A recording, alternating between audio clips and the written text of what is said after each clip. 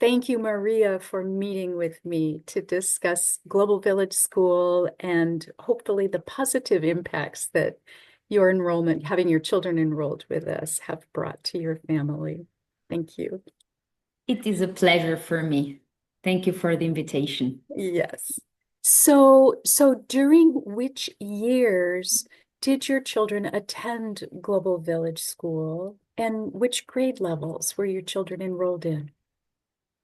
So we've been in Global Village School for 1 year, so we're very new, but because three kids are enrolled, we've been able to have a little taste of how it looks like at different levels or stages of education. So our oldest is finishing school with you. And then we have another son who is was just finished seventh grade. And our youngest daughter, she's been doing fourth grade with you this year. Yeah. And how do you think Global Village School has contributed to their education? That's a very broad question. So Yes, I it could is. long time. I will try to pick a few things. I would say maybe first what they have in common, and then some specificities depending on their age or on their level of study. So first of all, I would say it has contributed enhancing their well-being, just a sense of inner peace. Um, the possibility of experiencing and growing autonomy. Um, I would even use the word freedom. They have been really enjoying and learning how it feels and what it can give you to learn with freedom. And freedom, not only in terms of deciding when you are doing what, or in deciding how much time are you going to spend in which issue, which is already a huge freedom, but also in more abstract levels that are very meaningful for for us parents to witness. For instance, the freedom to think, the freedom to ask uncomfortable questions, the freedom to say, I found this, but I don't see the point. So also freedom of working with no fear of a feedback that it's going to mean some kind of it's going to imply some elevated cost for you, emotional cost or time, because you will have to redo everything because it was not meeting expectations. So freedom is for us like a big issue, and it has different layers. Also, for instance, the freedom to use your time, as I said, but not only in the sense of going deeper, researching in the issues that you're most interested about, which is already a big thing, but also things that are useful in your everyday life. We are a half German, half Spanish family. And so it was really beautiful to see how GVS made space, especially for the younger ones, to invest hours in also continuing their learning in grammatic and their other languages, which is Catalan, Spanish, and German. And in a way that, again, because we had the freedom, we could work on grammar issues through comparison of grammar structures, for instance. So it brought them further in English, but also getting to know their mother language and father language in a beautiful way. So it's freedom to just learn in a way that is useful, that it makes sense, that it makes them feel good, and that it gives them the space to just really find out which is the way they want to take, like personally and academically. Wow, that is so fascinating for me to just be thinking about, especially in this day and age. But what freedom means, oh, it just has so many possibilities, almost as many possibilities as there are people on the planet. And then how your children have recognized that that opportunity exists for them. And in fact, cultivated for them, which you have offered in how you are choosing to teach them, but also that the school offers that and wants that for children to make choices that are meaningful, as you said, and help them grow in whatever directions that they choose to pursue. And what you didn't Exactly. say, oh, excuse me, go ahead. No, no, no. That's exactly the point, and I think that's the big thing here. It's not tolerated. It's encouraged, which is a very subtle, but very big difference. It's not that they were allowed to; it's that they were encouraged to. One of my son, the one was in seventh grade, is a shark lover. He did spend hours researching on sharks, and he was encouraged to continue doing so. He was not, it was not okay for him to continue doing that. And he was maybe, but then encouraged to open it so that actually he even had more time. And that's an interesting thing. Maybe traditional schools would be afraid of him learning very much in biology, for instance, but missing other aspects. But because the transdisciplinary work arises from its own when you work with freedom, because you ask the big questions and then you need to drink from so many sources at the end, because he had this this gift to use so much time, it became also a very deep political and social work. He ended up imagining what could he suggest to a government to stop illegal fishing practices, for instance. If he wouldn't have had this encouragement to continue searching, he would have stopped at this only biology part, kind of. And this is for me also related to what happens when you give freedom to children. And probably this is very strong related with trust. We were feeling so much trust from the school, from the team, from our really great teacher that we had as family, and we will continue having.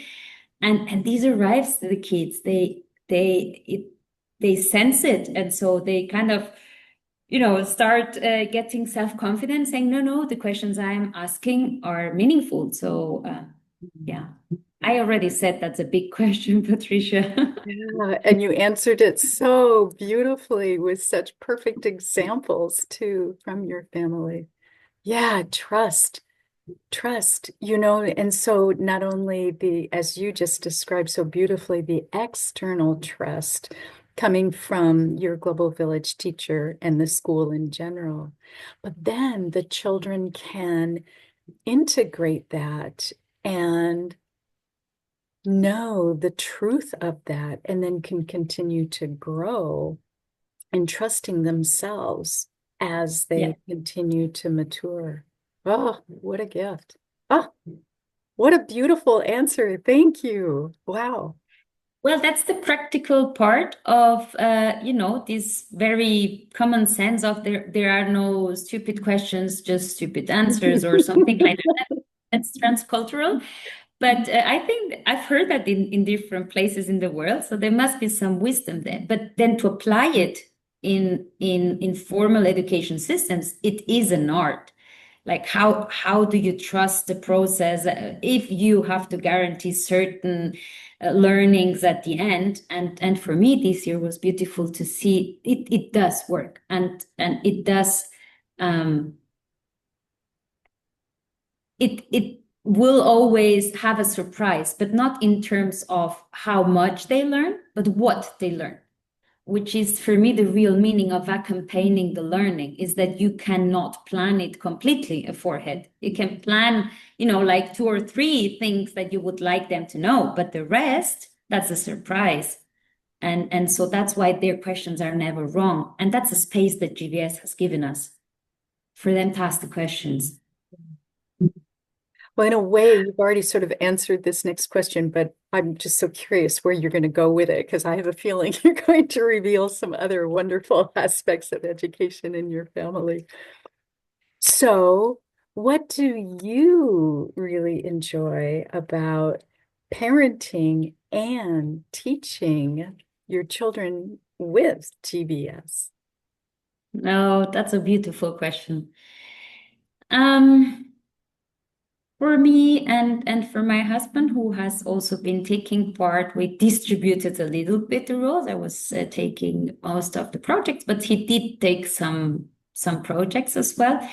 It was a gift just to not spend time with our kids like in a general way, but to spend a very special quality time because we were witnessing those moments that you usually don't get to witness live when they are being educated in a present school, for instance. You would get that, but after they, when they come back home and you have an evening or whatever, and you're talking, but to see their faces, for instance, my daughter was supposed to study solar system, but because she had this freedom, she was really getting into it. And when she found out about the Big Bang, she couldn't stop. And her face when she was asking, like, but what was before the Big Bang? And all those connections between spirituality and physics. And, it's like the one of the biggest wow moment a kid can have. And I was there. It's kind of, for me, it's a gift. So I would say that is one of the things that I love about it. Um, and then I think that when society is organized in a way in which parents are totally taken away because of so many conditions, like you have to work so and so many hours to pay the rent and so on and so forth, and school is from that time to that time, and I'm not there. It's very easy to fall into patterns in which accessing knowledge through reading, but also through questioning, through the reflecting, is kind of taken away from parents, or parents are giving it away, and it relies on school. And for us, to be able to be at least part of it, because if I think of my oldest one, for instance, I wasn't with him all the time, obviously, but I was very related to it because I was having these in between conversations. It kind of helped me to track, but also to be part of this reflecting process, so that I'm not only the one that takes care of him when he's sick or cooks or so on. I'm able to occupy another position in his life, someone that you can share a learning moment with, a reflection moment. So it's this space that opens, that I have the honor to be able to occupy with the little ones for the whole day, and with the older ones for some moments, or maybe at the end of some projects. I don't know if that makes sense, but it's like this role, this space you share, that otherwise you would have to fight a lot to get that, because maybe they would come back very tired from school and they would not maybe want to engage in a very deep conversation about physics or biology or whatever. You make me think about one of the deep philosophies woven into Global Village School, which is that learning and living go hand in hand. If you're alive, you are learning. If you are learning, you are alive. Yeah. And not just alive breathing, but alive like whoo, coming alive. And as you were saying, getting to share all of that with our children as parents, as teachers, it just deepens the relationship that, oh, there's no end to it. I got to homeschool my children part of the time that they were growing up, and I look at them and interact with them as young adults now, and I deeply believe that one of the reasons our relationships are so deep and multifaceted and the trust that you talked about earlier, those are present because I got to participate with them as they were learning and coming alive all the time. Yeah. Yeah. Yeah. That's very beautiful because what you just said, it's also part of this space and freedom, this not creating these lines. When does learning end? If you have if you're lucky enough to be able to learn in a way that it's not having this high cost for you at the emotional or mental or body level, then it's happening all the time. So the line blurs, and it stops being something you have to finish so that your real time starts, like your free time or the time that you're looking forward, but also the other way around. You do start valuing to learn at whatever time of the day or weekend. So it blurs so much. And this is also this sense of freedom because it's not so in boxes. Yeah. Which is its own level of learning for the children too, isn't it? That is life. That we are Yeah. not just little categorized beings doing our little categorized aspects of our lives, but And I think it also helps us parents to not only with words, but also with a living example to give them the idea that learning is a privilege. Learning is an activity that can be very pleasurable and very empowering, that the ability to search for information, be able to reflect critically on it. It's not only interesting now because you are at eighth grade or whatever, but it can help you later on with whatever situation you're having in your couple relationship or in your health condition or in your search for spirituality or in your workplace. But this is only possible if you have these conditions for learning. Otherwise, it's really only words. it's, I don't know if it's possible, but do you have a favorite memory about your children while they're learning with Global Village? That's very difficult. Yeah, I bet.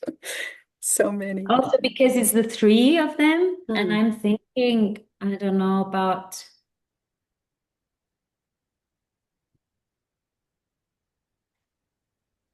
hmm. Maybe I'm gonna choose something that is a bit more general, just because it's really difficult to because I have so many really beautiful memories. But I would say um, to be able to combine. We are a big family and we travel a lot. So many needs are sometimes really put at test, like how to combine this, especially when you're not at home and you're traveling. Um, and so I would say many of the great memories are related to the fact of being able to offer our kids more experiential learning through the traveling. I can give an example of it now, while respecting the needs that all of them were having. For instance, the one that is finishing school with GVS was actually having to invest many hours because he was able to kind of put aside some of the subjects he was doing because he was learning very intensively for the APs. He has been learning for the APs too. So this meant that once the APs were done, he needed to kind of catch up again. So he needed just a certain amount of hours. But we were traveling with our motorhome, and we were culminating some of the projects that we were working on with the seventh grader and the fourth grader, each of them at their level, but both coinciding in Second World War and Nazism, and also creating some relations with what is happening now in Palestine and Israel and so on. So it was really theoretical and really like very intense. But in this trip, we were at that time in South England. We were able to stop and we planned to stay there for 2 days and go to the Dover Castle, just because we read about the Operation Dynamo and they were so moved by the idea that so many soldiers were saved on the French side of it just by crossing this little but actually very big piece of sea, and how so many just fishermen families were helping with their boats just to rescue people. So we stopped there for 3 days, and we worked with our two younger ones about this issue, looking at the surrounding, working on geological structures of the cliffs and so on. But then the older brother was able to do the stop and come to the castle. And even if he was doing something else, for him it was very valuable to just go and see the castle and the tunnels and have this little moment and share that little moment with his younger brother and sister who from their perspective were having a really like a big highlight, because it's very different to read or to be there and imagine, okay, the place where I'm standing, this is where the people were saying goodbye to their dads, and the ships would go, oh, I can actually see France from here. Oh my God, it's close, but oh my God, that's not so close. Just to get this experience in learning, while still keeping not destroying the learning plan of the older brother that was at that time with us. And so this flexibility and intertwining of learning with traveling and making it possible for a big family to kind of respect the minimum for each of them. I would say most of the good memories are when we were able to have this experience part of it related to some of the projects that we were working on, and to know, okay, my kids will not forget this part of history. I know that. That's right. But if they would have learned it from a book and they would have made a test, I know after a few months they would not have known what is this Operation Dynamo anymore, but they will not forget. They've been talking to friends and so on about this just because it was so experiential. And what you're making me think of too, you're absolutely correct. Never, ever, ever will your children forget this. And they will continue to share, as they already have with their friends, over time. Those memories will come out in other ways. But the other thing that you're making me think of is, because you have offered all these experiential learning opportunities, they will also make connections over time and over places on the planet where these kinds of amazing human choices have occurred, in times of huge challenges. How, the small people, the 99% of us will rise to help one another because we are human, because we care for one another, because we care for the planet. And so what a gift. And you're just sharing one example. I am sure that your children have so many. Oh, that's beautiful. Thank you. I thank you. I have to really stop myself from sharing more because there are many. But as I said, most of them I would say has to do with this. But what you said before, like learning happens in the world and as we live. And this is definitely maybe this part I do want to mention. Also, the way that we were able to include other people so that they got to interact, for instance, with their grandparents when they had a project that one of the grandparents was expert about. That is something that has such a big value, and it will stay with them forever. So it's not only us parents, it's anyone that we've been able to get involved in this learning process. And at the end, how beautiful it is to also see people around me, scan people around me, people that are important to me or that I trust as knowledge bearers, as knowledge givers, as people that are capable of sharing those knowledge, sometimes in a very experiential way, if they were building something, but sometimes also just by talking through words. And this is something they wouldn't have had access to in other educational systems, which is a pity, because then you go and search for knowledge in places that are so far away, even virtually, and then, you know, sitting next to you, you have this person that it's maybe able to give you a very specific answer to that. Anything else you would care to share? I just feel, or we are very grateful for the opportunity we had this year. For our oldest, it was a very sweet goodbye, actually, to his uh, high school years. And I'm very happy as a parent to see how he's now happily going to university. And he enjoyed so much this, just being able to work at his own path and not spending time in things he can solve in a shorter amount of time, but then spending more time in things that interested him, that he really took it as a learning for his next step. So he's even he will try to do a bachelor in an online university. Just also, he's a bit younger than other students, so it's also easier. But it is really good because it gave him the opportunity to discover a way of learning that matches very much with him. So we could avoid the testing after, you know, moving to some college and so on and so forth. He could really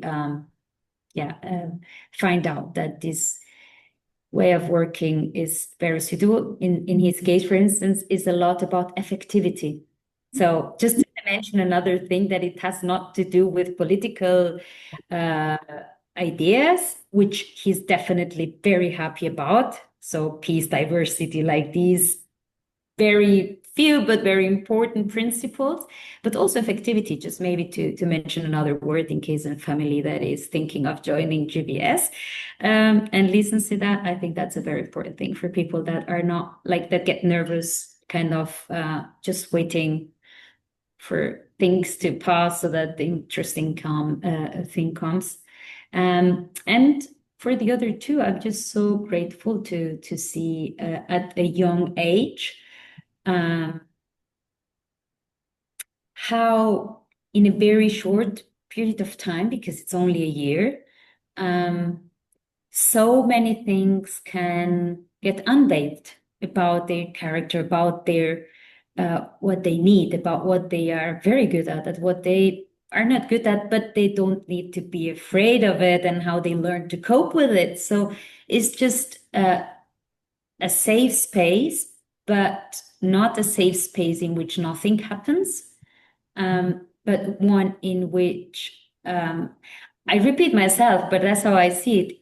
You have a big amount of surprise because of this not knowing in which direction it will go, but you know it will. It's like waiting for a flower to grow. You know it will grow, but you have no idea which color, which shape. So that was our gift this year. And yeah, we're just very thankful. I think that's the thing I want to remark again. A big thank you to the whole GVS team.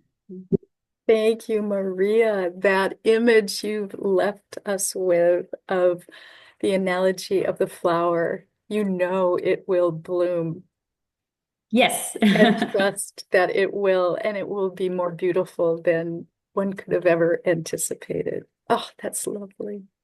Thank you so much. I thank you.